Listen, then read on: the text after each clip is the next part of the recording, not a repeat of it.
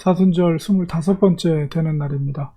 예수님께서 예루살렘으로 들어가시고 바로 종교 지도자들과 논쟁을 하실 때 예수님께서 한 가지 비유를 들어서 그 종교 지도자들의 행태가 어떠한 것을 말씀하신 내용입니다.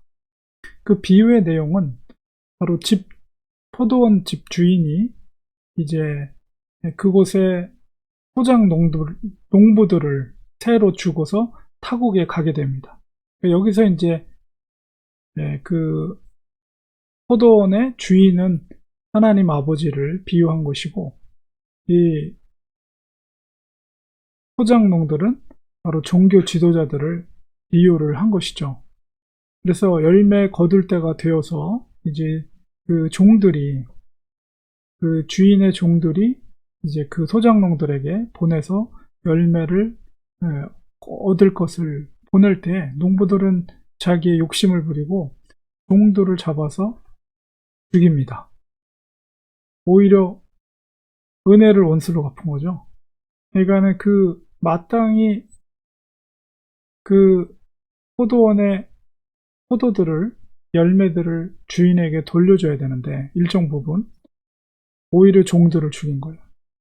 그래서 이런 일이 벌어지자 다음에는 아들을 보내게 됩니다. 아들을 보내면 나를 대신했기 때문에 존대할 것이다. 이렇게 하고 아들을 보냈는데 농부들이 이번에는 그의 유산을 차지하자, 이런 악한 마음을 가지고 아들조차도 잡아서 죽이게 됩니다. 비유 가운데 그렇게 말씀하신 거예요, 주님께서. 그리고선 그 종교 지도자들한테 얘기합니다. 자, 그러면 포도원 주인이 이들에게 돌아올 때 그 소작농들을 어떻게 하겠느냐 물어볼 때 그 종교 지도자들이 대답하는 것은 그 악한 자들을 다 진멸하고 포도원은 제때가 되면 열매를 줄 사람들은 다른 농부에게 새로 줄 것입니다. 스스로가 그렇게 얘기를 해요. 자기가 그 이야기를 들을 때까지만 해도 무슨 얘기인지 이제 눈치를 못 챈 거죠. 그런데 예수님께서 이사야에 있는 말씀, 건축자들의 버린 돌이 모퉁이의 머릿돌이 됐다는 말씀을 하십니다. 이 말씀이 뭡니까? 이 건축자라는 것은 종교 지도자들을 비유하는 거예요. 건축자들은 건물을 짓기 위해서 좋은 돌이 무엇인지, 나쁜 돌이 버려야 될 것이 무엇인지를 구별하는 그런 중요한 역할을 하는 전문가들인데도 성전에 쓰일 모퉁이 돌을 버리게 됩니다. 이 얘기는 뭐냐면 바로 주님을, 모퉁이 돌은 주님이죠. 주님을 비유한 말이에요. 이 말을 했을 때 비로소 그 종교 지도자들이 지금 우리들에 대해서 예수님이 조롱하고 있고 우리들이 잘못된 건축자들이다 라는 것을 이야기하는 것을 이제 눈치를 채게 됐죠. 그리고서 예수님께서 말씀하신 것은 하나님의 나라를 너희는 빼앗기고 그 나라의 열매 맺는 백성이 그 하나님의 나라를 받게 될 것이다. 아주 중요한 말씀을 하세요. 종교 지도자들, 그들은 성전에서 사단의 소굴로 만들고 거기서 돈을, 유익을 취하는, 겉으로는 굉장히 거룩한 것 같지만 그 속에는 하나님이 아니라 자기의 유익을 취하려는 악한 마음이 있는 것을 보고 바로 너희들은 하나님의 나라를 빼앗기지만 그러나 열매 맺는 백성이 바로 그 하나님의 나라를 받게 될 것이다. 너희들은 제외하고 바로 오히려 연약한 자들, 죄인들, 정말 사회적으로 정말 낮은 계층에 있는 사람들, 가난한 자들, 그런 자들이 예수님을 영접하고 천국을 소유하게 될 것이라는 그런 말씀이죠. 그리고 그 성전의 모퉁이 돌이 무엇입니까? 그 돌 위에 떨어지냐는 깨지겠고, 그리고 돌이 사람에게 떨어지면 그들이 가루로 만들어 흩으리라. 이게 이 모퉁이 돌, 너희들이 버린 그 모퉁이들의 권세와 위력이 얼마나 대단한 것을 그들에게 깨우쳐 주는 거예요.